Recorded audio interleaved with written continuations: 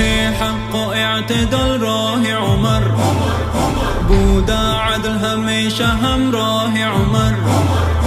فاروق بین حق و راه باطل است، فردوس بدان به حق شده جاه عمر. عمر عمر عمر، دل عمر دلبر عمر، رهبر عمر، جان عمر جیگر عمر، جانان عمر، شیر عمر، سالار عمر، بهتر عمر.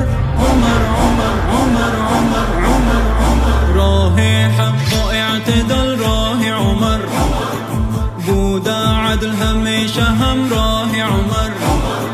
فاروق بین حق و راه باطل است، فردوس بدان به حق شده جاه عمر. عمر عمر عمر، دل عمر دلبر عمر، رهبر عمر، جان عمر جیگر عمر، جانان عمر، شیر عمر، سالار عمر، بهتر عمر.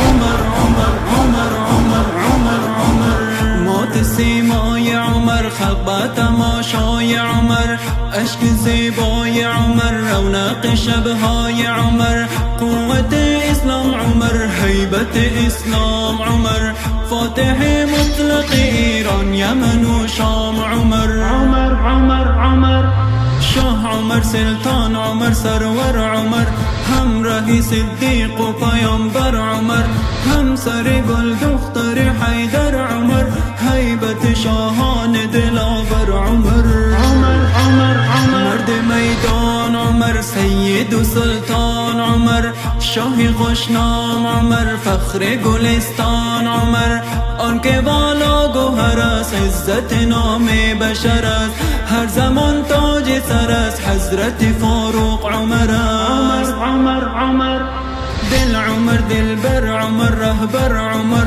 جان عمر جیگر عمر، جانان عمر، شیر عمر، سالار